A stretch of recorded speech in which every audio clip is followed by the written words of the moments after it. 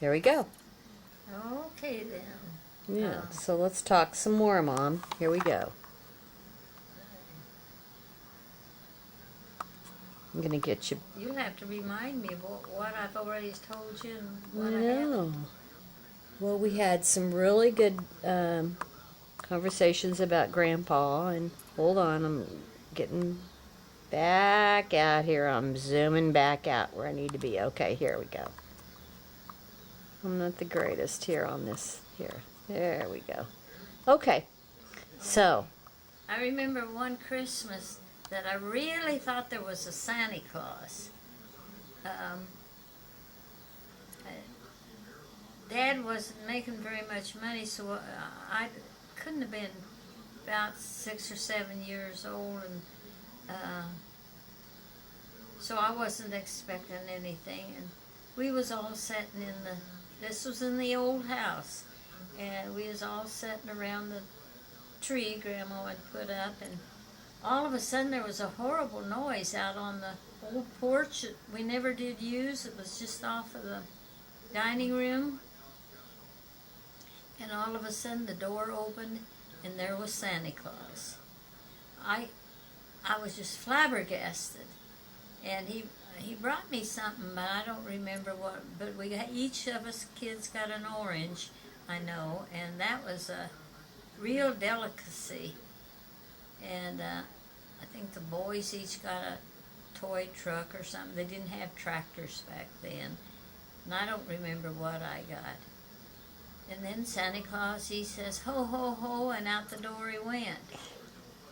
And it took me a long time before I finally realized that it was Uncle Harold all dressed up in the Santa Claus outfit. And then I was a little bit disappointed that it wasn't really Santa Claus. So, and let's see, there's times when, gosh. Well, who was Uncle Harold, Mom? I don't remember him. He was Grandpa's older brother. He was about 9 years older than Grandpa. They Okay. lived down on the lower Silver Lake Road. Yeah, And I went down and stayed with his family one weekend, and he had two older daughters, and Viola was about 4 years older than me, and then Charlie was the only boy, and he was quite a bit younger. He was, I think, Bobby's age. Yeah. Anyway, we decided, the kids, we got bored, and we decided to go for a walk, so we walked down the road and then down towards the river levee, and down there was a house where a man lived, and this apple tree was just loaded with green apples. And so we decided we'd go get us an apple. So somebody climbed up the tree and threw down an apple to each one of us, and we walked on back to the house. Well, guess what happened? Later that afternoon, there was a bunch of kids with a bellyache. And Aunt Martha, she really got upset with it. She says, well, you kids should have known better to eat green apples. But we finally got rid of it after so long a time. It wore off and that. And the old man seen us, and I guess he told my aunt and uncle about it. And he says, well, I hope those kids paid for them apples. And she says, don't worry, they did. And let's see. Grandpa, one year, him and this friend of his, they decided they would grow some watermelons and cantaloupe and turnips and tomatoes and that down on the sandy farm, down by the drainage ditch. So they raised a good crop of it, and he took a truckload and went down south of Topeka where he lived selling it. Dad and I we got in the old truck and we went up north of Rossville and then went house to house selling watermelons. Well, most everybody didn't have any money in that, Dad sold them real cheap, but we finally got rid of all of them. And then us kids, we before we left and that the watermelon, we got into a watermelon fight, threw watermelon at one another. And let's see, what else things did I get into trouble with? Well, tell me about your high school. High Well, school. yeah, high school. What'd you do in high school? When you met Dad? Well, it was our freshman year, and the going thing when I was a freshman in high school was majorette boots. Mm-hmm. Oh, I had to have a pair of majorette boots. More than anything in the world, I had to have a pair of them. I don't know how the folks scrounged up enough money, but they bought me a pair of white majorette boots. And my first class was, I think, Constitution or some history class or that. Anyway, we was all sitting in chairs lined up or sitting on benches like they have at football games. Anyway, the first thing I knew, something fell in my boot. I wondered, what in the heck was that? And then pretty soon, another fell in my other boot. And class was over while I had to wait and dump my boots out, and I had a rock and a bolt in. And come to find out, it was Willis. He was sitting behind me, and he was trying to get my attention. And that was how he done it. So, and then I was always late for school. Had I already told about that? Yeah, you were telling me how Grandpa would only give you so much time to get to the... But did we get it on the video or what? I don't think we did. Okay, well, Grandpa, Dad, after they closed down the school at Kingsville, the school board decided that Dad got the job of hauling the kids all to Rossville to school. So he went around each morning and picked up, I think there was about four or five of us that he picked up and took up. I was the oldest one. High school started earlier than grade school, and but Dad, he wouldn't get me there on time. He says no sense of those young kids going to the grade school getting there so doggone early, getting into trouble. So he said I was always late, and after about a month of it, the principal, I had to go to the office every day and get a receipt that I'd been late and to get into class. And the principal, he says, well, Helen, he says, I don't think you're ever going to get to school on time. He says, you just forget about coming in here and bothering me every morning. You just go on to class.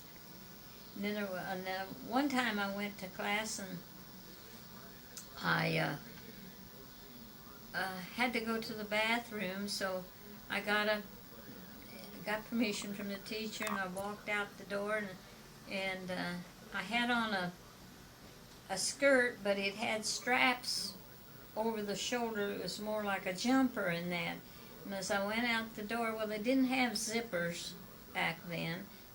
It was a snap that held my skirt together. As I went out the door, my suspender got caught on the doorknob, and I lost my dress, and of course everybody had to laugh at me, and I was embarrassed. But I went ahead and went to the bathroom, come back, and finished out the class that day, and of course they teased me about it. Then one day in algebra class, the teacher was called out of the room for some reason, and I was up at the blackboard working an algebra problem, showing the class how it was all done and that. And the teacher says, Helen, you take over now, and you finish this problem, then go to the next one. And I was scared to death and that, but I went ahead and worked it, and of Of course, the boys, as soon as the teacher was out of the class, they had to make a big racket, and they wouldn't mind they wouldn't hush up and that.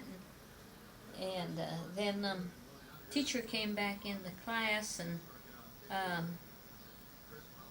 I went back to my desk, and I flopped down on my desk, and everybody looked at me, and I thought, well, what in the heck was going on here? And pretty soon one of the guys come over and he says, well, don't you feel anything? And I says, feel anything? No, I don't feel anything. He says, get up. And there on my desk seat was a row of tacks. Oh! Oh! When I sat down, I slid my leg across and sat on my leg instead of on the seat. And I scooted the tacks clear over to one side, and I missed them. Well, that was one time I got even with them. They didn't. They was thought sure when I sat down I was going to yell. They had you, huh? Yeah. And then one teacher, he was cross-eyed. You never could tell when he was looking at you. And the project that day was to write down words that are, well, I don't know how he expressed it. Write down a list of words that you think are, well, I don't know how to say this. Anyway, one of the words I wrote down was nuts. And Okay. He came over and he says, Helen, where'd you come up with that word? I says, well, I don't know. And he says, well, you scratched it off of there. So I think he took it wrong. I didn't mean it the way he thought. If you know How'd you? Yeah, I do know how you're saying. How did you spell it, Mom? N-U-T-S. Okay. And He didn't take it like that. well, he didn't take it like the way I meant it to take it. Right. Anyway, and let's see, what else did I do in school? So when you graduated, When I graduated, what year did you graduate? I graduated in 1945, and the seniors all, that was during the war, but we managed to save enough money that we took a bus trip to Omaha, Nebraska. Whoa. And we got, each one of us went on the bus, but there was one girl that didn't get to go because she was pregnant. Had just got, well, she was married, but she was pregnant, so and she was sick, and come to find out she had to have her appendix out, so they wouldn't let her go. And we had a new family move into the district, and they were colored, and they wouldn't let her go because of the discrimination between white and black back then. Right. So we took off and on our sneak trip after our prom. I think our prom was held either at the high school gymnasium or at the rooftop of the Kansas Hotel in Topeka. I don't remember which one it was. One year, junior year, we went.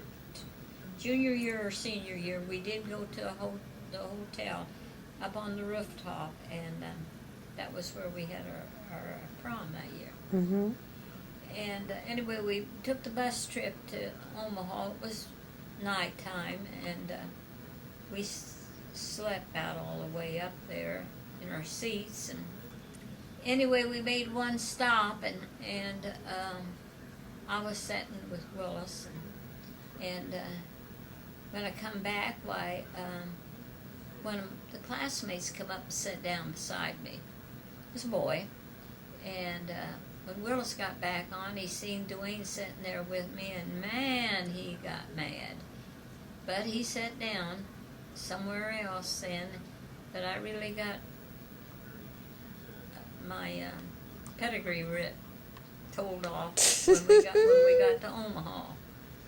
Anyway, and then the worst thing I done was I had bought a new pair of shoes, and that was the worst thing I could have done, is to wear a new pair of shoes, because we walked all over Omaha, and I had blisters on my feet by the time we got back to the hotel that night.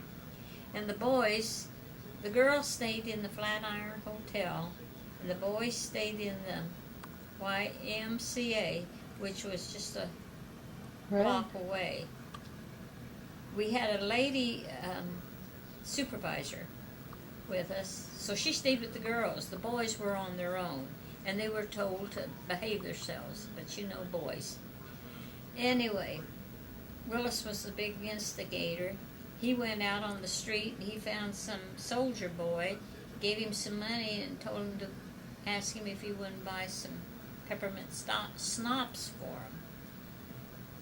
So he did, and the boys, well, not Willis was, he knew how to drink and hold it, but there was a couple of the other boys in that had to sample that, and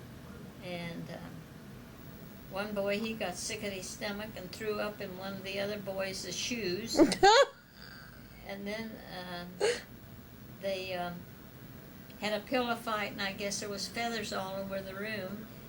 And I don't know what they done about that, whether they had to pay for that pillars or not. But this boy that got sick, there was a couple of them said they never drank another drop of hard liquor after that trip because they was all so sick. Anyway, we got back to Rossville the next day, and everybody had to go back to school. We got in late at night that night, and everybody wasn't feeling too good. We was tired and that.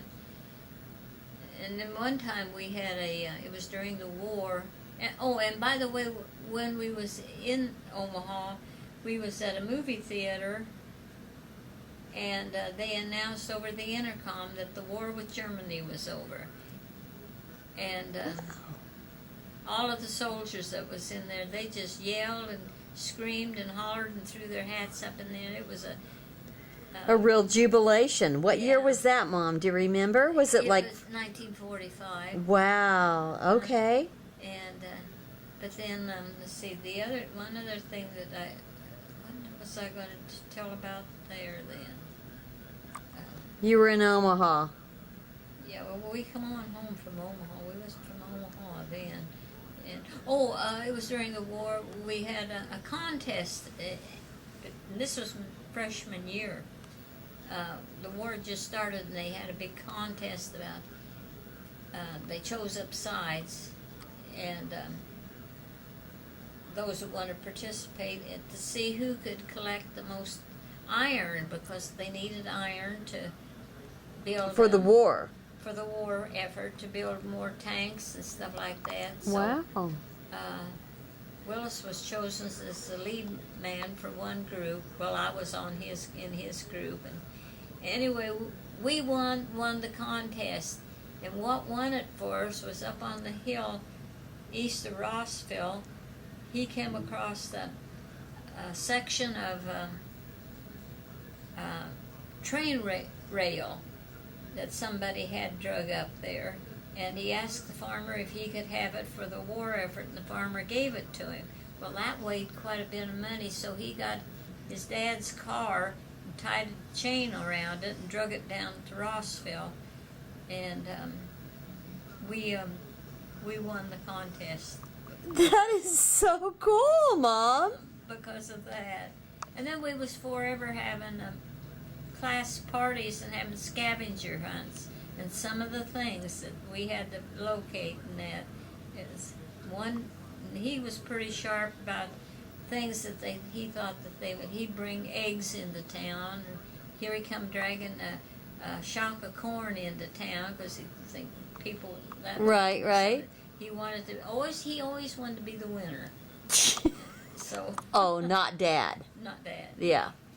Anyway, but I can't remember whoever won, but they were a lot of fun. We went around all over town hunting different things that we was given a list to find, and that I know some of them was a snap clothespin or a hairpin or whatever, eggshell or can of peas or something like that. We had to bring back. And okay, so Dad went off to the war. and you were pregnant, and you were living with Grandma and Grandpa. And Yeah. so Dad came back, and you had Sharon. Yeah. So tell me about what happened with when you had little Sharon. Well, let's see. Dad was over in Hawaii. He was over in Hawaii, and his mom tried her darndest to get him a leave through the Red Cross to come home, so he could be home when Oh. Sharon was born. But they said it wasn't. It was. Grandma Decker tried to do that? Uh-huh. Awesome. And the Red Cross wouldn't let him come home. He said that he didn't need to be there when the baby was born. Well, anyway, it was hotter than holy heck the last part of July, first part of August, and I remember Grandpa's corn was just getting good to roasting ears. So the day before she was born, I was big as a barn, but we walked out in that old hot, sweaty cornfield and pulled enough corn for supper that night, and oh, that was so good. And in the middle of the night, why, Sharon decided it was time to enter this world, so I got Grandma Emmonshoe up and told her, I says, I think I better go to the hospital. And I don't know how she got a hold of Dr. Miller, old Dr. Miller, anyway, and he says, maybe they had a telephone by then, must have, because Dr. Miller says, well, I'll stop on the way to the hospital and pick her up. You can come back. You can come later, Dora. Because he called So me he picked you up, Mom? Yeah, he picked me up and took me to the hospital. And I got to the hospital. Sharon, are you hearing this? I got to the hospital then, and of course everything was new to me. And one of the stupidest things said that they come in and ask me a whole bunch of questions. And she said, the nurse says to me, have you had any bleeding? I says, oh yeah, my gums bleed every morning when I brush them. Then afterwards I thought, good grief, that was a poor question to answer that way. And then I got mad at him because I was a-hurting.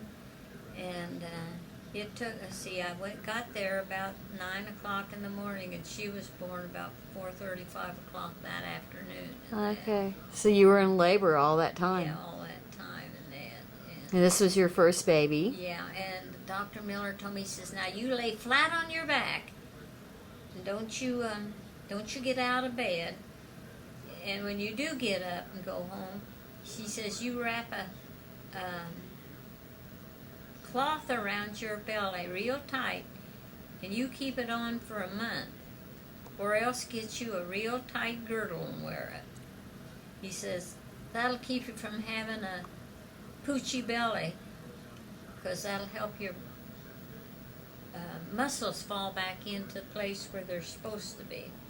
So I followed these instructions, and I believe it has helped, because I don't have a big poochy belly like You don't. a lot of people do. And I think Dr. Miller charged the United States government $42. Wow. Is all it cost to have her. So So Sharon was born August 9th. yeah, What year? 1946. There you are, Sharon. 46. And I know I was green about taking care of a baby, and so You didn't have a manual, did you, Mom? No, I was changing her pants, and all of a sudden she just pooped all over me. Just flew all over everywhere. And I thought, oh my gosh, I got to put up with this. And then she got bellyache, and she cried for 6 weeks every night every day about 4 o'clock. She'd cry, and she'd cry. And Grandma would walk the floor with her, and I'd walk the floor with her. And we took her to the doctor, and he says, oh, she just got gas on her stomach. We never did figure out, but after about 6 weeks, why, she finally calmed down and stopped it, and turned out to be a pretty good baby then. So. And, She turned out to be a pretty then good when- girl. Yeah. And then when her dad came home, why, she didn't like him. She bawled when he looked at her, and he didn't like that, and he was jealous of her because he thought I spent too much time with her instead of with him, and so they didn't get off to a very good relationship. And then the time when we lived up north of Rossville on a little house, and I don't know why he decided he was going back to California, and so we packed away everything that we had down at Mom and Dad's, and got on a train and